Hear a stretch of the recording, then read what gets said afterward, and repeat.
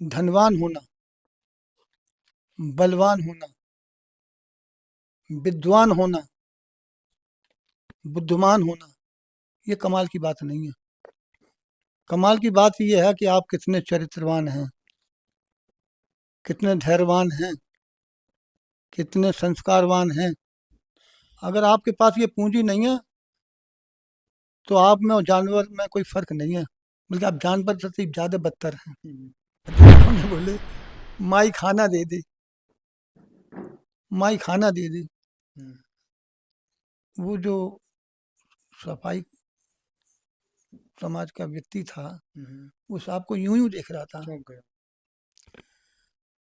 बहरहाल वो अंदर गया और वो पत्नी के साथ जब आया तो 3-4 रोटी लेके आया।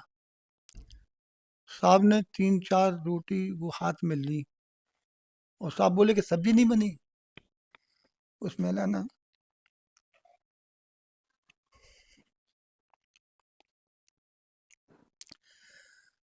क्या भावुक दृश्य था। उस घर में सिर्फ रोटी रोटी थी, सब्जी नहीं थी। साहब बोले, खटाई तो होगी। तो उसका पति बोला, हाँ साहब खटाई है। खाना लाए थे, खाना वहीं से शुरू कर दिया। यह है इंसानी भाईचारा, यह कांसीराम।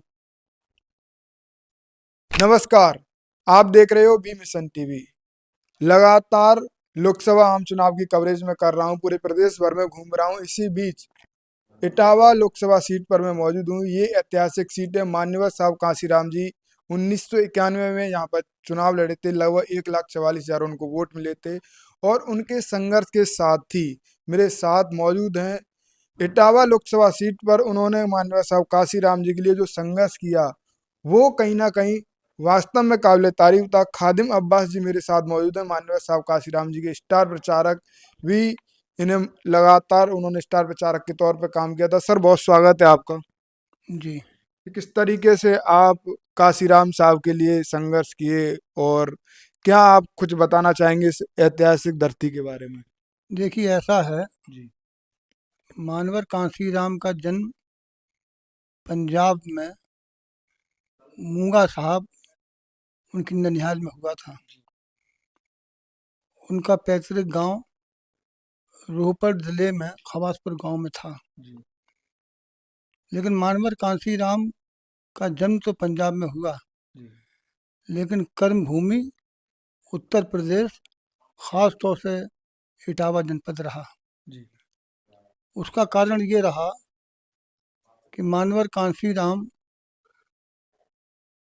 का संपर्क जो है देश भर के मनीषियों से समय समय पर होता रहा। इटावा जनपद तथागत कबीर संत रामदास की कर्मभूमि के लोगों की जमीन रही। पूर्व विधायक प्रोफेसर सहदेव सिंह यादव उस सामाजिक योद्धा थे। हमारे डिग्री कॉलेज इटावा में वो पढ़ाते थे और मानवर कांसीराम बामसेब के माध्यम से कांसीराम के संपर्क में आए। ये इटावा जनपद जो है कानपुर मंडल में आता है और कानपुर मंडल जो पिछड़े वर्ग की लोगों की जितने भी महापुरुष हुए हैं उसमें सबसे अहम किरदार चरित्र जो है कानपुर मंडल का रहा। ललन सिंह यादव का नाम सुना होगा आपने, बहुत बड़े सामाजिक योद्धा थे। अभी उनके गांव में भी जयंती मनाई गई थी। जी, झींझक के रहने वाले थे और हमारे यहाँ अर्जक संघ इटावा से करीब 70-75 किलोमीटर दूर है। अर्जक संघ के रामस्वरूप वर्मा यहाँ वहाँ के बहुत बड़े सामाजिक योद्धा थे। कि काशीराम साहब पंजाब के रहने वाले थे। इटावा सीट कोई उत्तर प्रदेश में उन्होंने अपनी कर्म भूमि क्यों बनाया? इटावा जनपद को कर्मभूमि इसलिए बनाया जी कि इटावा का पड़ोसी जनपद है कानपुर देहात। जी वहाँ रामस्वरूप वर्मा जी अध्यक्ष संघ के सबसे बड़े लीडर थे। जी हमारे पड़ोस में झींझक पड़ता है, वो भी कानपुर मंडल में ही आता है। जी रामस्वरूप वर्मा के बाद ललन सिंह यादव का भी बहुत बड़ा नाम है, और उनका नाम तो ये है कि उन्होंने सच्ची रामायण लिख दी। जी एक बहुत बावेला हुआ, और वो उन पर जो केस लागू हुआ वो लोअर कोर्ट, हाई कोर्ट होता हुआ सुप्रीम कोर्ट पहुंचा, और उन्होंने अपनी जो बात कही थी उसको सिद्ध कर दिया, और सुप्रीम कोर्ट ने ललन सिंह यादव के पक्ष में फैसला दिया, जी और बहुजन समाज की सरभारा वर्ग के लोगों की जीत हुई। जी मानवर कांशीराम, अभी तो लोग जानते नहीं कि मानवर कांशीराम का गुरु कौन है। जी आप कहीं भी जाएंगे, और अभी तक जितना भी लिखा गया है, और ख़ास तौर से मायावती ने जो हजार हजार की पेज की जो पुस्तकें लिखवाई हैं, वो झूठ का पुलंदा है। झूठ है वो, झूठ का पुलंदा। पुलंदा। ऐसा क्यों, जबकि मायावती को पर पूरा विश्वास काशीराम साहब ने जताया था? काल्पनिक, उसमें सब काल्पनिक बातें हैं।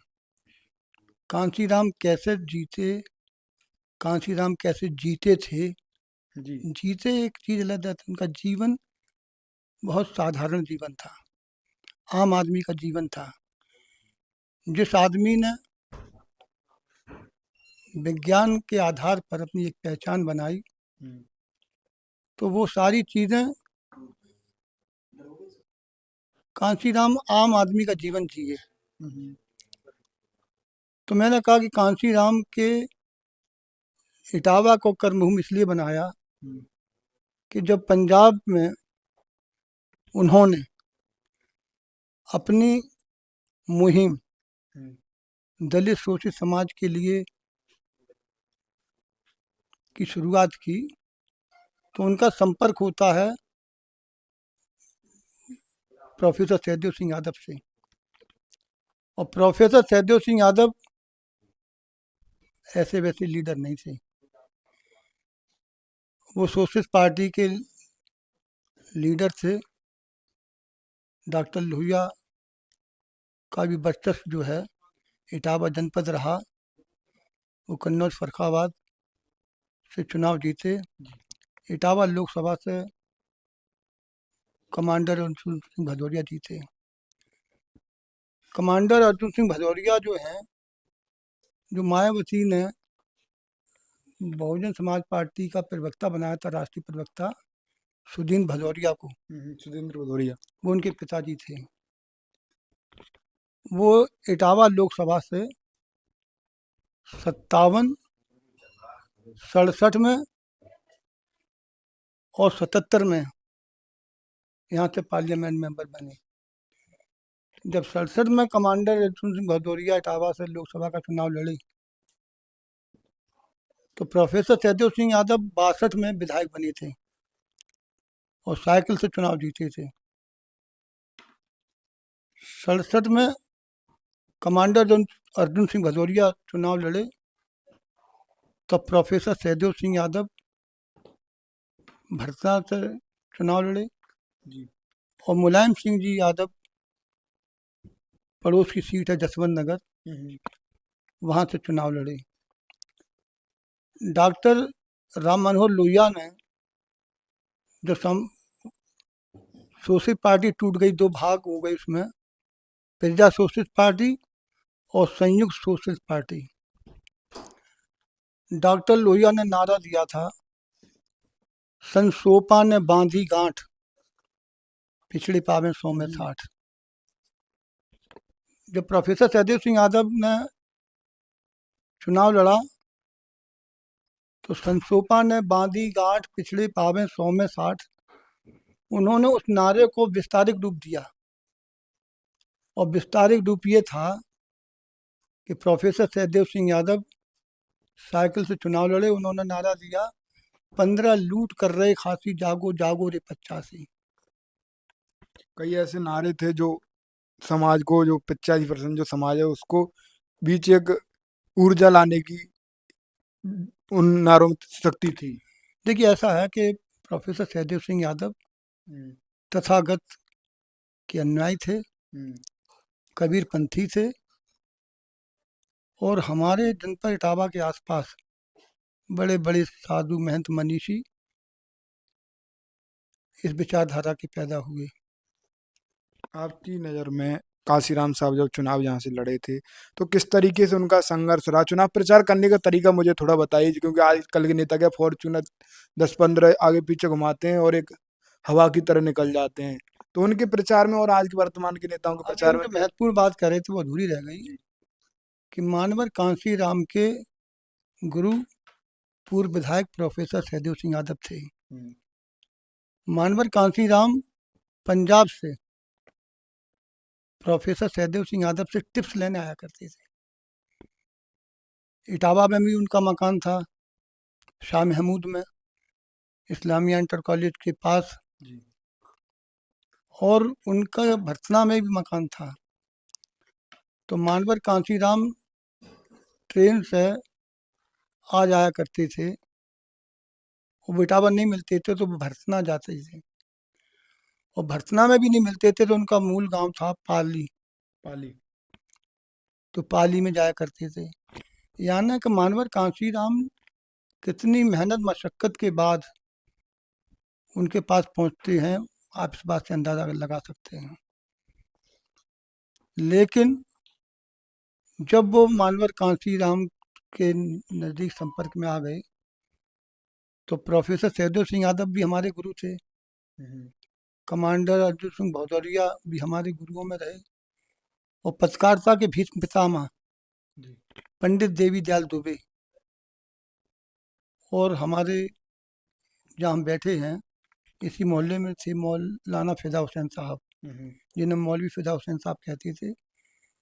ये लोग सामाजिक योद्धा थे। आपस में जब भी कोई सामाजिक कार्यक्रम होता था ये मंत्रणा करते थे, और जो विचार सर्वहारा वर्ग के लिए बनते थे उन्हें जन जन तक पहुंचाते थे।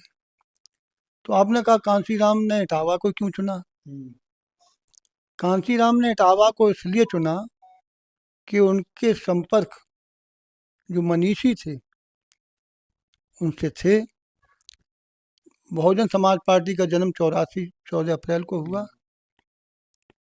उससे पहले बामसेब थी, तो प्रोफेसर सहदेव सिंह को उन्होंने कानपुर मंडल का संयोजक बनाया, DS4 बनाया। तब भी मानवर कांशीराम ने उसका संयोजक कानपुर मंडल का बनाया प्रोफेसर सहदेव सिंह यादव को। अब 14 अप्रैल 84 को कॉन्स्टिट्यूशन कलम में, और जब रैली करी है बोट कलम में, मानवर कांशीराम ने जब बहुजन समाज पार्टी बनाई तो देश भर के कार्यकर्ता हजार किलोमीटर, 500 किलोमीटर, 400 किलोमीटर साइकिल चलाकर बोट क्लब पहुंचे थे। तो मानवर कांशीराम ने 14 अप्रैल 84 को कॉन्स्टिट्यूशन कलम में जो संकल्प लिया था बहुजन समाज पार्टी का, उसके बाद जो उन्होंने एक रैली करी बोट क्लब पर दिल्ली में, तो कांशीराम जी का संपर्क इटावा से बामसेब के समय से है। और 82 में इसी इटावा के बगल में फरखाबाद ज़िला है, वहाँ की एक तहसील है कायमगंज। सादिक नवाज खां जो RPI के बहुत बड़े नेता थे और बाबा साहब डॉक्टर भीमराव अम्बेडकर के साथी थे। उस समय RPI के जो महत्वपूर्ण नेता थे जिनका नाम सारा देश जानता है, उसमें बुद्धप्रिय मौर्य, संघप्रिय गौतम और आपके सादिक नवाज खां। उन्होंने 14 अप्रैल 82 को अपने कायमगंज में 14 अप्रैल को बाबा साहब डॉक्टर भीमराव अम्बेडकर की जयंती रखी, और जितने भी मनीषी काम करते थे सर्वहारा वर्ग के लिए, दलित शोषित समाज के लिए, उन मनीषियों को उन्होंने वहाँ आमंत्रित किया। तो पहली बार हमारी मानवर कांशीराम से वहाँ भेंट हुई। वो भेंट ऐसे हुई कि जब वो इटावा आते थे तो हम प्रोफेसर साहब से कहते थे, कांशीराम जी आए, आप बताते हैं, आपने मिलवाया नहीं। तो कहने लगे, चल आज तुझको मिलवाते हैं कांशीराम से। वो अक्सर इटावा उनके घर पे आया जाया करते थे। तो 14 अप्रैल 82 को जब फर्रुखाबाद गए तो उस जयंती की जनसभा की अध्यक्षता प्रोफेसर सहदेव सिंह यादव ने की। इससे आप अंदाज़ा लगा सकते हैं कि जिस मंच पर भारत के बड़े बड़े मनीषी सामाजिक योद्धा हों और उनको उसकी अध्यक्षता दी गई, और उनकी अध्यक्षता में कार्यक्रम का शुभारंभ हुआ। तो मानवर कांशीराम को जो बामसेफ के लोग थे वो जानते थे। उसके बाद डीएसओर बनाया तो फिर उनको लोग और जानने लगे। लेकिन जो वहाँ की घटना है कायमगंज की, सादिक नवाज खान ने जो कार्यक्रम रखा था, तो मानवर कांशीराम ने वहाँ सारे लोगों के बीच में अपनी उपस्थिति दर्ज कराई। लेकिन अगल बगल के लोग ही नहीं जानते थे कि हमारे बगल में कांशीराम बैठे हुए हैं। तो प्रोफेसर सहदेव सिंह यादव चूंकि अध्यक्षता कर रहे थे, सादिक नवाज खान संचालन कर रहे थे, हम भी उस मंच पर मौजूद थे क्योंकि हम प्रोफेसर सहदेव सिंह यादव के साथ गए थे। तो उन्होंने कहा कि इस मंच पर एक ऐसा मनीषी बैठा है, और ये कह के मानवर कांशीराम का हाथ उन्होंने पकड़ा और ऐसे उठा दिया। यह मनीषी मानवर कांशीराम। हम इस मंच से मानवर कांशीराम को बहुजन नायक की उपाधि देते हैं। यहाँ से बहुजन समाज शून्य से शिखर तक जाने का उसका रास्ता तय होता है। अब सवाल ये उठता है कि उन्होंने इटावा को क्यों चुना। इटावा के साथ ही मानवर कांशीराम ने जो भी कार्यक्रम बामसेफ, डीएसओर, बहुजन समाज पार्टी के माध्यम से शुरू किया, उसमें इटावा जनपद के लोगों की सबसे बड़ी भागीदारी रही। लगाव, चूँकि हमारा ये क्षेत्र जो है में बहुत भूतपूर्व सैनिक रहे हैं, हर बिरादर के रहे हैं। तो जब मानवर कांशीराम ने इंसानी भाईचारा बनाओ साइकिल यात्रा का शुभारंभ किया, तो हमारे बाबूराम हवलदार, मेवाराम हवलदार, हमारे हरनारायण सिंह यादव भीकनपुरा, ये सब पूर्व सैनिक थे और बहुत ही जुझारू लोग थे। यहाँ लागिना लोकसभा से, सॉरी, इटावा से लोगों से जुड़ाव था और उन्होंने इसीलिए कहीं ना कहीं अब चूंकि इटावा को उनकी कर्मभूमि है, इसको सारा देश जानता, पूरा भारत जानता है। और मानवर कांशीराम ने हमेशा, कांशीराम की एक खूबी और थी कि कांशीराम जो भी बात कहते थे सार्वजनिक रूप से कहते थे, डंके की चोट पे कहते थे, वो मंच से कहते थे, ताकि लोग जाने कि ये मूवमेंट, ये मिशन क्या है। तो हम 1982 से लेकर 2002 तक, जब तक कि कांशीराम होश व हवास में रहे, हम उनके साथ रहे। वो कैसे खाते थे, कैसे पीते थे, कैसे पहनते थे, कैसे लोगों को जोड़ते थे, हम समझते 20 साल किसी के साथ रहना बहुत मायने रखता है। बड़ी बात। क्योंकि इटावा के लोगों का उनसे बहुत ही स्नेह था, और इटावा के साथियों ने 10,000 किलोमीटर से लेकर 20,000 25 किलोमीटर साइकिल यात्रा की। और एक लड़का तो हमारे इसी पड़ोसी मोहल्ले में था, देवेंद्र यादव। सबसे ज़्यादा स्नेह मानवर कांशीराम देवेंद्र यादव को करते थे। उसने मानवर कांशीराम के मिशन के लिए लगभग 40,000 किलोमीटर साइकिल चला। साइकिल चलाई। उसकी बहुत अच्छी मिठाई की दुकान थी और वो ऐसा उस पर मिशन सवार हुआ कि बगल में झूला टांग कर वो मानवर कांसीराम का हो गया। और मानवर कांसीराम बड़े गर्व के साथ उसका परिचय कराते थे, देखो भाई हमारा यादव नौजवान है। यादव था। यादव था, देवेंद्र सिंह यादव। इसका मुकाबला कोई नहीं कर पा रहा अभी तक। ये सबसे आगे अंग्रेज पंक्ति में आप भी जा रहा है। जी। एक हमारी समाज का हमारा भतीजा है मोहम्मद आमीन। इन लोगों ने यहाँ चंद्रशेखर को स्थापित करने का काम किया। जी। और बगल में जो औरैया जनपद है, उस जनपद में जसवंतपुर एक गांव है, वहाँ चंद्रशेखर की इतनी बड़ी रैली करा दी कि उसको चंद्रशेखर कभी जीवन में भूल नहीं पाएंगे। चंद्रशेखर आजाद। चंद्रशेखर आजाद। भीम आर्मी वाली। तो अब सवाल ये है कि कांसीराम का नाम लेना, बाबा साहब डॉक्टर अंबेडकर का नाम लेना, महापुरुषों का नाम लेना, ये तो एक चलन हो गया है। चलन हो गया है, हर कोई पार्टी का लेता है। इनके बिना राजनीति नहीं चलेगी। लेकिन इनके पास विजन तो है ही नहीं। हम्म। मानवर कांसीराम गिट्टी मिट्टी में सोया। कांसीराम गरीब की झोपड़ी में गुदड़ी में सोया, मेले कुचैले दरी पे सोया। क्या ये लोग कांसीराम और मानवर का नाम लेते हैं, तथागत की बात करते हैं, महापुरुषों की बात करते हैं? कांसीराम ने तो हर सिपाही से 10-10 हजार किलोमीटर से लेकर 25-50 हजार किलोमीटर साइकिल चलवा दी।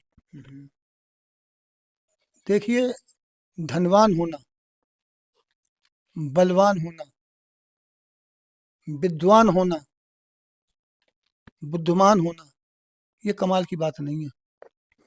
कमाल की बात यह है कि आप कितने चरित्रवान हैं, कितने धैर्यवान हैं, कितने संस्कारवान हैं।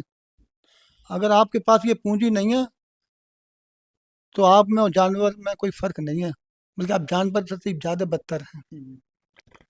जो लोग मानवर कांसीराम का नाम लेते हैं, नाम ले रहे हैं, कांसीराम का नाम लेते से उनका गला सूख जाता है। इसमें अधिकांशतः लोग अपने पापी पेट को पालने का काम कर रहे हैं। कांसीराम त्यागी थे, बलिदानी थे, तो उन्होंने परिवार छोड़ दिया भाई अपना और संकल्प ले लिया कि कांसीराम सार्वजनिक रूप से संपर्क लिया। जब बहुजन समाज पार्टी बनाई तो कहा, कॉन्स्टिट्यूशन क्लब में कहा और बोर्ड क्लब दिल्ली में कहा कि बहुजन समाज पार्टी बनाना, 14 अप्रैल 84 को बहुजन समाज पार्टी बनाई। ये बहुत आसान काम था, मैं चुटकी बजाते ये काम कर लिया। लेकिन बहुजन समाज को एकत्रित करना बहुत मुश्किल काम है। बीएसपी को स्थापित करना, लेकिन स्थापित नहीं, जो शब्द भाई शब्द बात कह रहे हैं आपसे, लेकिन बहुजन समाज को एकत्रित करना बड़ा मुश्किल काम है। लेकिन ये मुश्किल काम बहुत आसानी से किया जा सकता है और फार्मूला भी बता दिया। इंसानी भाईचारा पैदा करके बहुजन समाज बनाया जा सकता है।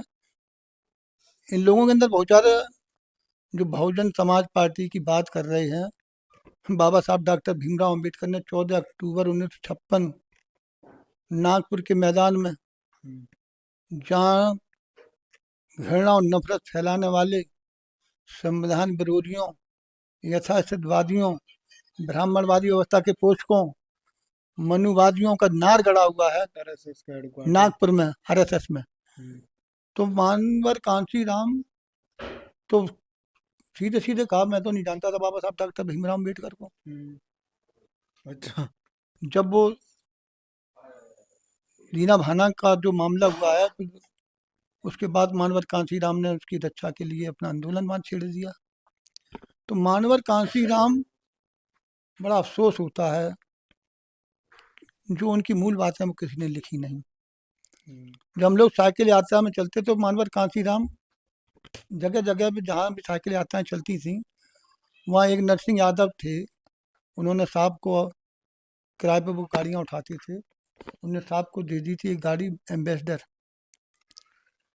साहब के पास तो उसको देने के लिए पैसे भी नहीं होते थे। तो जब उसका कर्जा चढ़ जाता था तो मानवर कांसीराम इटावा आते थे, और इटावा के जो बाम सेब के साथी हैं, हम्म, ये उनकी व्यवस्था करते थे। जी। अभी मैं आपसे वर्तमान की बात करूंगा, ये तो काफी ज्यादा वीडियो बड़ा हो जाएगा नहीं, कहीं। मैं जो मूल बात कहने जा रहा हूँ सुने, ताकि आपके माध्यम से जाना कि मानवर कांसीराम जब साइकिल यात्रा में आ जाते थे, हम्म, 10-5 किलोमीटर साइकिल चलाने के लिए जगह जगह, और जहाँ रात हो जाती थी वही। तो वहाँ वो पड़ाव डाल देते थे। और हम लोगों से कहते थे, जितने भी साथी थे साइकिल चलाने वाले, भाई देखो आज खाना नहीं बनेगा, आज कांसीराम तुम्हारे साथ चल रहा है। जबकि हम लोग साइकिलों में खाने पीने की व्यवस्था लेके चलते थे, यहाँ तक कि लकड़ियाँ तक लेके चलते थे। तो कांसीराम बोले, बुंदेलखंड में एक गांव था, खपरेल डला हुआ था, यहीं पड़ाव करो, सूरज होने वाला है। सारे लोगों ने वहाँ गाड़ी रोक दी, और कांसीराम बोले कि आज भाई भीख मांगेंगे। हम लोगों के लिए यहाँ पर रोक था। तो मानवर कांसीराम ने भीख मांगेंगे, अब भीख मांगेंगे तो समझ में ही नहीं आया क्या करेंगे ये। तो हम लोग जिस गांव में घुसे, वहाँ उन्होंने एक आदमी को रोका और बोले कि यहाँ स्वीपर की बस्ती कहाँ है। वो गांव का आदमी था, वो समझ ही नहीं पाया। तो साहब ने कहा वो सफाई करने वालों की बस्ती कहाँ है।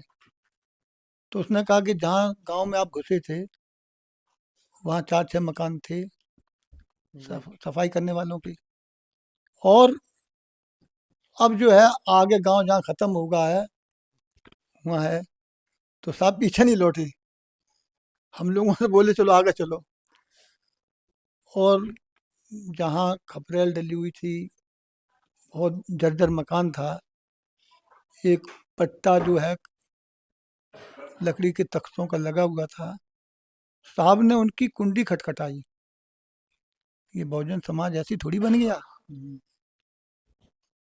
कुंडी खटखटाई, साहब तो अब बबुआ थे यार, कितने सुंदर शरीर था उनका, कितना उनका व्यक्तित्व। बहुत लोग कहते थे कि ये तो चमार हो ही नहीं सकता, ये गोरा कहाँ से होता है। तब जब जो है उसमें से पहले एक महिला आई, और उसने जैसे साहब को देखा, वो हम 8-10 उनके साथी अगल बगल खड़े हुए थे, हम्म, तो वो पट्टे को भेड़ के अंदर चली गई। साहब कोई बड़े अधिकारी आ गए ऐसे समझ के। अब उसका पति आया, तो साहब से बोला कि कहाँ काम है, साहब बता दीजिए कहाँ काम कराना है। तो उन्होंने कहा ना, वो कौन जो महिला आई थी वो तुम्हारी कौन थी। उन्होंने कहा वो पत्नी थी हमारी, भाग क्यों गई।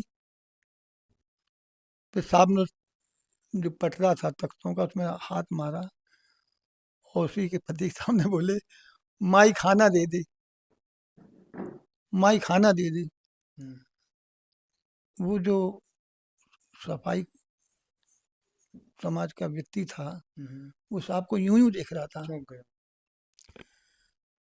बहरहाल वो अंदर गया, और वो पत्नी के साथ जब आया तो 3-4 रोटी लेके आया। साहब ने 3-4 रोटी वो हाथ में ली, और साहब बोले कि सब्जी नहीं बनी। उस महिला ने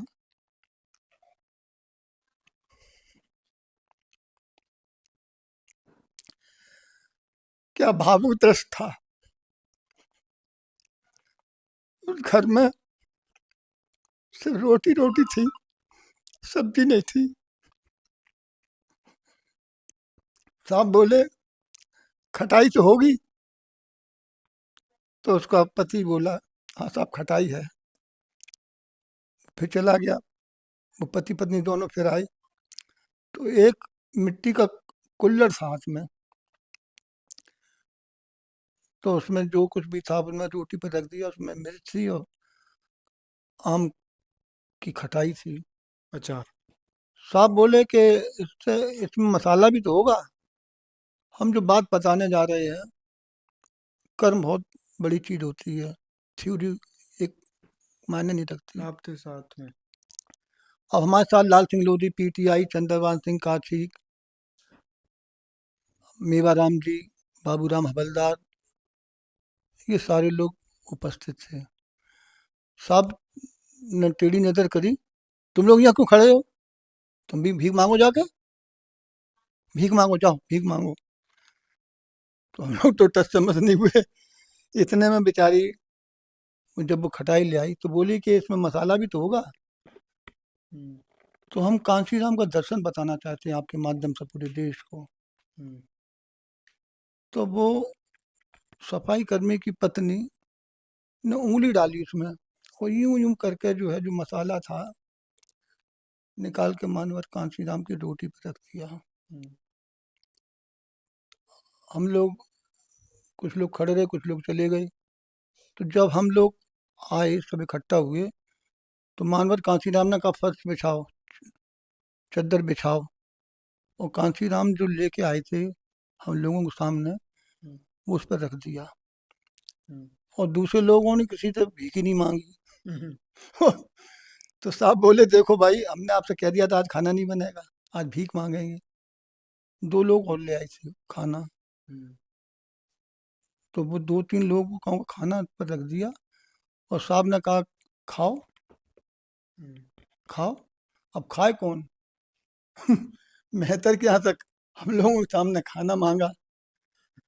तो साहब बोले देखो ये हमें बहुत भूख लग रही है, हमें बहुत भूख लग रही है। और साहब ने जो खाना लाए थे, खाना वहीं से शुरू कर दिया। हम्म, जो यह है खाना इंसानी भाईचारा, यह कांसी राम, जिसने कहा किसी से कुछ नहीं करा। कितने लोग ये काम कर रहे हैं, ये लोग कौन कर रहा है इस काम को? तब ये बहुजन समाज बना, तब इंसानी भाईचारा पैदा किया। दिल में जगह बनी लोगों के। न जगह बनी हो, हम लोगों से कहा है तुम लोग एक भी भाईचारा नहीं बना सकते। बता बस तू कितनी साइकिल चला चुका? हमने सब जब से शुरू तब तूने कहीं भीख मांगी? तू कैसे भाईचारा पैदा कर लेगा? भाईचारा बातों से पैदा नहीं होगा। जब तक के हमारा संबंध इनसे आत्मीयता का नहीं होगा, तब तक बहुजन समाज नहीं बनेगा। तो ये बात इसलिए बता रहे हैं, एक एक हजार पन्नों की पुस्तकें लिख डाली गई। मानवीय कांसी राम गिट्टी मिट्टी में सोता था, जो मखमली गद्दे में कभी सोता था। हम लोगों के साथ में बुंदेलखंड में क्रैशर लगे हुए हैं गिट्टी के। एक झोपड़ी में हम लोग सो रहे थे, और मानवर कांसी राम रात में जाना कहाँ चले गए। हम लोग कम से कम उस दिन 14-15 लोग थे। हम्म, साहब नहीं है, साहब नहीं है, साहब नहीं है, साहब नहीं है। हम लोगों की पूरी रात खराब हो गई। हम्म, इधर गए उधर गए। एक स्कूल था जर्जर हालत में, हमने सोचा साहब इसमें तो नहीं लेटे। साहब को ढूंढते रहे रात भर, साहब नहीं मिले। फिर कहते नहीं जब ऊँट खो जाता तो चुकरिए में देख ले। तो जो पहाड़ थे गिट्टी के, तो एक लड़का जो है वहीं का था, उरई का, वो चढ़ गया उसमें। और चढ़ने के बाद बोला कि साहब तो यहाँ लेटे हैं।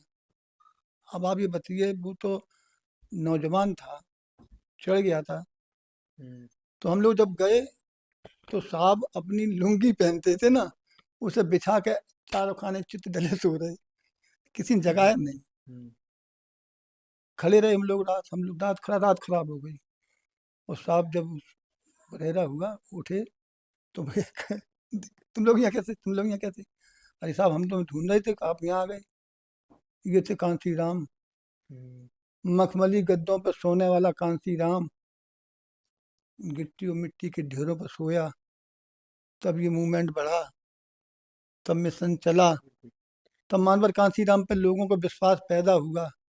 विश्वास बहुत बड़ी चीज होती है। और ये इटावा जनपद, झांसी मंडल, कानपुर मंडल के लोगों को बहुत बड़ा योगदान है बहुजन समाज मिशन को बढ़ाने के लिए। तो मूलतः बात ये है कि मानवर कांशीराम को जिसको नेता बनाना होता था तो कांशीराम उसको चुनाव लड़ा देते थे। 84 में पार्टी बनी, 85 में उन्होंने खादिम अब्बास को इटावा विधानसभा से चुनाव लड़ा दिया, चुनाव हार गए। फिर 90 में चुनाव हुआ नगर पालिका परिषद का, मानवर कांशीराम ने फिर चुनाव लड़ा दिया। तो हमारा जो है, जो हमें वोट मिले थे विधानसभा में, उससे ज़्यादा वोट हमको चेयरमैन ही पड़ गए। उसके बाद 95 में नगर पालिका परिषद का चुनाव हुआ, तब 95 में मायावती जी मुख्यमंत्री बन गई थी। 91 में कांशीराम साहब यहाँ से चुनाव जीत गए थे। जब तक वो भी चुनाव कैसे जीते, हम लोग 90 में जब चुनाव लड़े थे, लालसिंह लोधी पीटीआई लोकसभा का चुनाव लड़े, हम इटावा से खादिम अब्बास विधानसभा का चुनाव लड़े, जसवंत नगर से हरनारायण सिंह यादव पूर्व सैनिक मुलायम सिंह के खिलाफ चुनाव लड़े, चंद्रभान सिंह काची और इधर चुनाव लड़े, और लखनऊ से और जीतमल से प्रेमानंद भंते लखनऊ से लड़े। इस तरीके से 5 विधानसभा का चुनाव हम लोग लड़े, और वो हम लोग चुनाव बहुत धुआंधार तरीके से लड़े। मुलायम सिंह जी यादव वो चुनाव हारने जा रहे थे, उन्होंने वो चुनाव लुटवा लिया, बेतहाशा गुंडागर्दी कराई, वोट लूटे, और पूरी 5 विधानसभा और लोकसभा का चुनाव मुलायम सिंह यादव ने लुटवा लिया। तब सारे राजनीतिक दलों के, चाहे वो कम्युनिस्ट पार्टी के लोग हों, भारतीय जनता पार्टी के लोग हों, कांग्रेस पार्टी के लोग हों, बहुजन समाज पार्टी के लोग हों, जिन जिन पार्टियों के लोग चुनाव लड़ रहे थे, उन्होंने टीएन सेशन से जाकर दिल्ली में शिकायत की। तब ये चुनाव रद्द हुआ। तब इटावा वाले गए मानवर कांशीराम के पास के, साहब कह लें तुम यहाँ कैसे आए हम लोगों से। हमने साहब वो ऐसा आया कि चुनाव लूट लिया गया था, हम लोग टीएन सेशन के पास आए थे। अरे कैसे तुम लोग लूट लिया उसने? हमने साहब मुलायम सिंह मुख्यमंत्री से, चंद्रशेखर प्रधानमंत्री से, लूट लिया उन्होंने। तो साहब बोले इतना बड़ा लुटेरा है, इतना बड़ा गुंडा है, इतना बड़ा बदमाश है एक साथ में। अच्छा, तो हमने साहब हम लोग यहाँ क्यों आए, ये तो सुन लो, कि सुनाओ। हमने साहब हम लोगों ने जो बातचीत की है टीएन सेशन से, हमें ऐसा महसूस हो रहा है कि चुनाव रद्द होगा। तो साहब बोले जाओ रद्द होगा, जाओ अभी तैयारी करो, अब हम चुनाव लड़ाएंगे, देखें मुलायम सिंह कैसे चुनाव लूटता है। तुमने साहब नहीं, हम लोग चुनाव नहीं लड़ेंगे, अगर आप चुनाव लड़ें। अभी आपने कहा नहीं कैसे यहाँ आई, तो हिमायू रोड पे करोल बाग पे, सॉरी करोल बाग पे जो अपना बहुजन समाज पार्टी का दफ्तर था, वो वामसेव का भी दफ्तर रहा, डीएसपी का भी दफ्तर रहा। तो कांशीराम जी ने कहा कि क्या चुनाव रद्द हो जाएगा? हमने साहब लगता है रद्द हो जाएगा, तो आप लोग अभी तैयारी करो, हम चुनाव लड़ाएंगे। हम लोगों ने हम चुनाव लड़ेंगे नहीं, और चुनाव तो इसलिए लूट लिया मुलायम सिंह जी ने कि हम लोग जीतने जा रहे थे। साहब बोले हंस के, तुम लोग चुनाव जीतने जा रहे थे? हमने कहा हाँ जीतने जा रहे थे। कैसी हम जीत जाते कैसी बातें कर रहे थे? तो हमने कहा हम लोग चुनाव जीतने जा रहे थे, और बहुत अच्छी फिजा हवा है, आप चुनाव लड़ेंगे चुनाव जीत जाएंगे। तो उन्होंने कहा नहीं, हम सर्वे कराएंगे। तो उन्होंने रामादीन अहिरवार, दद्दू प्रसाद और सेवाराम, जो तीनों बुंदेलखंड के थे, हम लोगों को बुंदेलखंड में बहुत काम था, इन्हें भेजा कि देखो ये अब्बास झूठ बोलता है कि ये चुनाव जीतने जा रहा था, असली चुनाव मुलायम सिंह ने लुटवा लिया। तो वो लोग, हम लोग कह के आए, 1 हफ्ते बाद चुनाव रद्द हो गए। फिर उन्होंने 3 आदमियों को भेजा यहाँ। तो जब उन लोगों ने सर्वे किया, तो जहाँ जहाँ वो लोग गए, सारे लोग कहते थे कि चुनाव जीतने हम चुनाव जीतने जा रहे थे। तब मानवर कांसी राम ने ना नुकुर करते हुए चुनाव लड़ने की हामी भरी। बहुत बड़ी व्यथा, बहुत बड़ी कहानी है, दर्द भी है, कथा भी है। व्यथा कथा साथ साथ चली। तो जब मानवर कांसी राम ने यहाँ हामी भर दी, तो फिर सवाल ये उठा कि अब चुनाव कौन कौन लड़ेगा। लाल सिंह लोधी पीटीआई लोकसभा के चुनाव लड़े थे। हमने साहब हम आपको चुनाव लड़ाएंगे और लाल सिंह लोधी पीटीआई को इटावा विधानसभा हम छोड़ देंगे।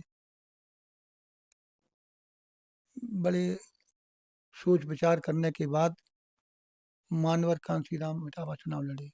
लोकसभा लोकसभा का बुलंदशहर का भी चुनाव रद्द हो गया था। वहां से मानवर कांसी राम ने मायावती जी को चुनाव लड़ाया। तो आगरा से लेकर गाजियाबाद तक बिजनौर जितना पश्चिम का इलाका था, वो सारे कार्यकर्ता बुलंदशहर में लगे। और इटावा से लेकर गोरखपुर तक जितना पूर्वांचल था, वो सब कार्यकर्ता इटावा में मानवर कांसी राम के लिए आए। कहने का तात्पर्य ये है कि मानवर कांसी राम फिलोसफर थे, दूरदर्शी थे, वैज्ञानिक उनका सोच था। तो वो जब सारे कार्यकर्ता लोग लग गए और मुलायम सिंह का गृह जनपद, तो हमसे बोले कि तेरा समाज हमें वोट देगा। हम साहब बिल्कुल देगा, कि हमें तेरे समाज पे विश्वास नहीं है, मुस्लिम समाज पे, कि वो हमें वोट देगा। वो तो मुलायम सिंह को वोट देता है। मुलायम सिंह उनका लीडर है, मसीहा है मुलायम सिंह। तो हमने साहब आप चुनाव लड़े या न लड़े, लेकिन ये गाली कम से कम यहाँ हम लोगों को न दें कि मुसलमान मुलायम सिंह को वोट देता है। देता होगा कहीं। आपने हमें चुनाव लड़ाया विधानसभा का 85 में, मुलायम सिंह के प्रत्याशी को हमने परास्त कर दिया। हम तो हार गए, लेकिन हमारी वजह से चुनाव वो हार गए, वो भी हार गए। आपने हमें नगर पालिका परिषद का चुनाव लड़ाया, उसमें भी हमने मुलायम सिंह के प्रत्याशी को हरा दिया। अगर उन्होंने मुलायम सिंह को मुसलमान वोट देता होता तो जीत था। हम लड़े ना, फिर 95 में लड़े। 95 मायावती मुख्यमंत्री बन गई थी। 93 में सपा बसपा चुनाव लड़ी थी, तो मुलायम सिंह को साहब ने मंत्री बना दिया था। कहने का मतलब ये है कि कांसी राम जी लीडर बनाते थे हर समाज के, धर्म मजहब के व्यक्ति को। ये उनकी क्वालिटी थी, और इसलिए ये कारवां इतनी दूर तक चल गया। आज भी चल ही रहा है। अब चल नहीं रहा भाई, अब तो जंग लग गई थी। वोट तो फिर भी काशीराम जी ने जो तैयार किया था, वो भी आज बीएसपी पे चाहे आंख बंद करके डाल दात तो हाथी पे ही है। मैं आज ये कर रहा हूँ कि कांसी राम ने जो बहुजन समाज का मनोबल बढ़ाया था, उसकी देन है यहाँ तक चला। कि यहाँ तक कारवां आया। अब मायावती जी का क्षरण हो रहा है। अभी आज हमने उनका बयान देखा। एक और ट्वीट कर दिया कि नहीं, हमने अभी आपका एक बयान देखा, अकेले लड़ेंगे। अभी अभी 1 घंटे पहले ट्वीट किया कि हम अकेले चुनाव लड़ेंगे। अरे भाई, तुम अकेले चुनाव लड़ चुकी हो 2022 में 4 से 2 सीटों पर, और उसका एक विधायक जीता, वो भी अपने दम पे, उमाशंकर। और वो अपने दम पर लड़ा। लेकिन क्या किया मायावती जी, किसी भी दलित पिछड़े के बहन बहू बेटे के यहाँ शादी हुई, कभी गई नहीं। उस आदमी के यहाँ गई जिस आदमी ने रास्ते में वोट तक नहीं दिया। उस विधायक ने भाजपा को वोट दिया। हम लोग नारे लगाते थे, बाबा तेरा मिशन अधूरा, कांसी राम करेंगे पूरा। बाबा साहब का दूसरा नाम कांसी राम, कांसी राम। कांसी राम तेरी नेक कमाई, तूने सोती कौम जगाई। वोट हमारा, राज तुम्हारा नहीं चलेगा, 85 पे 15 का शासन नहीं रहेगा। मायावती जी ने क्या किया? ब्राह्मण शंख बजाएगा, हाथी दिल्ली जाएगा, सर्वजन हिताय सर्वजन। और सर्वजन सुखाय बना दिया। उसने तो मटिया मैट कर दिया बहुजन मूवमेंट को। और बड़ा अफसोस होता है कि अगर हमारी बहन बहू बेटी की तरफ कोई आंख उठाए, टेढ़ी नजर करे, तो भुजाएं फड़फड़ाने लगती। कोई भी हो, कमजोर तो कमजोर आदमी हो। सही बात। लेकिन जो बात कहने जा रहे हैं वो लोग समाज समझे और समाज जाने। साहब कहते थे जो अपनी वोट की रक्षा नहीं कर सकता, वो अपनी बहन बहू बेटी की रक्षा नहीं कर सकता। साहब ने समाज को इतना तैयार कर दिया था, मरने के लिए, मारने के लिए, कुटने के लिए, पीटने के लिए। और जो चमार की परिभाषा उन्होंने आगरा में की थी, उसने तो मतलब कहने का एक प्रलय, एक भूचाल ला दिया था।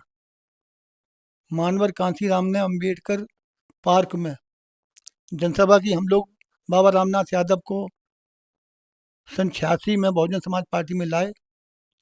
आगरा में एक जनसभा हुई मानवर कांसीराम की। कानपुर के आगरा मंडल के लोग वहाँ जुटे। तो मानवर कांसीराम भाषण देते देते देते देते उनके मुख से निकल गया कि ये आगरा है, हम्म। आगरे का चमार की मोटी चर्बी चढ़ गई है। जैसी चमार साहब ने कहा तो हम्म। बाबा रामनाथ यादव अध्यक्षता कर रहे थे, तो उन पसलून खींचने लगे। चमार ना बोले। उन्होंने कहा कि जब तक आगरे के चमार की मोटी चर्बी नहीं पिघलेगी, तब तक बहुजन समाज की बात नहीं बनेगी। फिर बाबा ने खींच दिया। और जब चमार चमार कहते रहे तो कांसीराम यहाँ पे आ गए कि आगरे का चमार बहुत मजबूत जूता बनाता है, और वो जूता ही नहीं बनाता, ये जूते खाता है और पूरे भारत को खिलवाता है जूते मजबूत।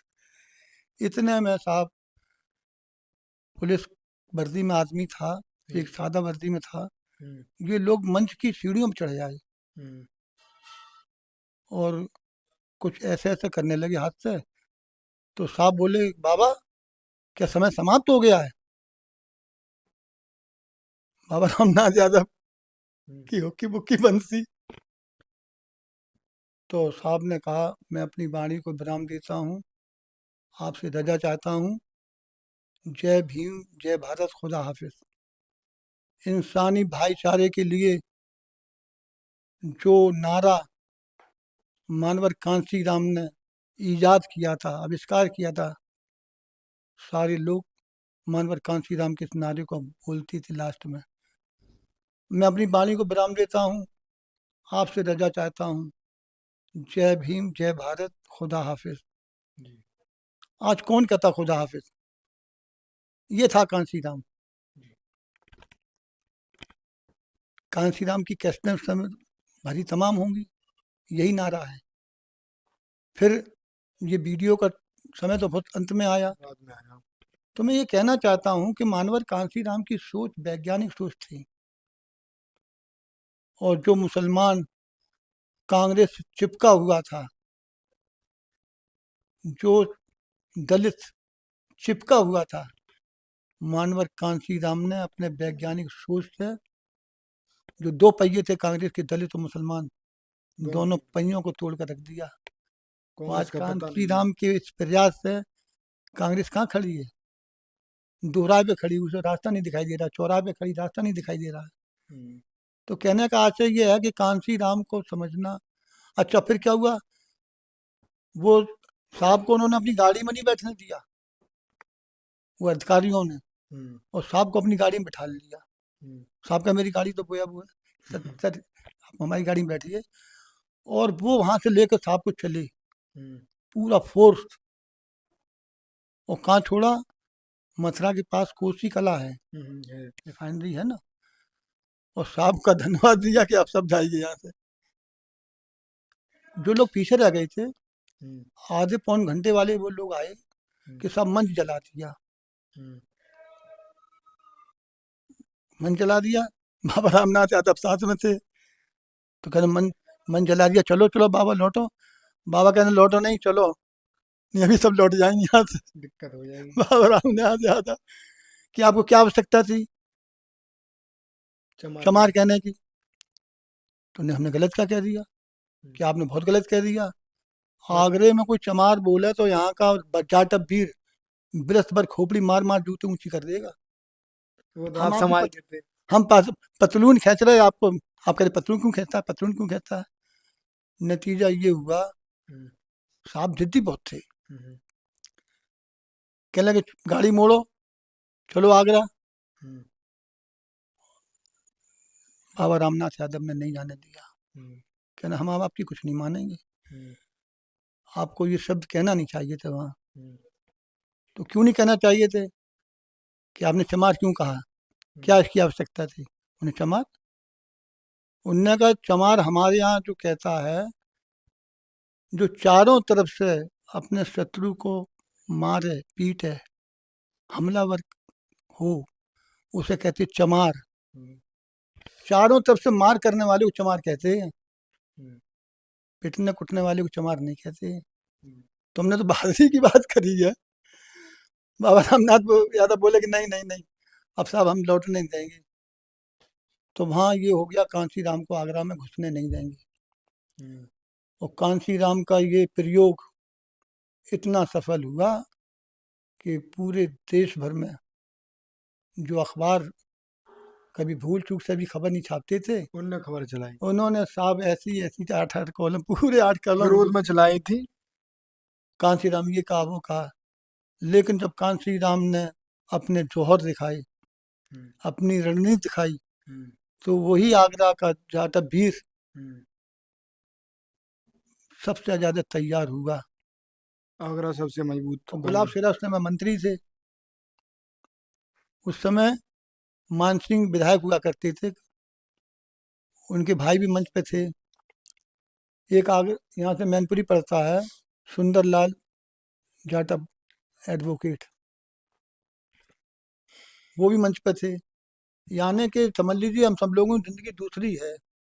जी। अगर थोड़ा देर वहाँ रुकते तो पूरा मंच में आदमियों को जला कर राख कर दिया जाता। काशीराम साहब अपनी खुद की गाड़ी में बैठ जाते तो क्या होता। पता ही नहीं चलता कहाँ। भाई देखिए अफसर जानते हैं ना यहाँ, और वाकई हाँ, वहाँ का जाटव वीर जो पश्चिम है। उत्तर प्रदेश में इधर जाटव ज्यादा लगाते हैं। तो ये है कांसी राम। जी। तो कांसी राम ने स्वीकारता अपने संघर्ष से हासिल की है, जी। अपनी रणनीति से की है। तो मैं अर्ज ये करना चाहता हूँ, ये हजार हजार पुस्तकें लिख दी हैं मायावती ने पेज की, झूठ इनमें का इन पुलिंदा। चीज़ों को लेख है तमाम उसके साथ।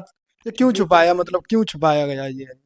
अरे भाई ऐसी क्या बस जरूरत पड़ी मायावती अगर ये सब बाबा लिखती तो साहब और अच्छा डॉक्टर समाज भीमराव में। अम्बेडकर ने कहा था हम्म, कि गुलाम को गुलामी का एहसास करा दो, वो क्रांति कर देगा, विद्रोह कर देगा। हम्म, हमारा जौहर हमसे छुपाया गया, संघर्ष हमसे छुपाया सच्चाई गया। संघर्ष छुपाया गया, हर चीज़ छुपाई गई। साथियों, जैसा कि आपको पता है बी मिशन टीवी हमेशा ग्राउंड जीरो की रिपोर्ट आपके बीच रखता है। अगर आपको हमारा काम पसंद आता है तो बी मिशन टीवी को आर्थिक मदद करें, जिससे कि हम यूं ही निरंतर ग्राउंड लेवल पर काम करते रहें।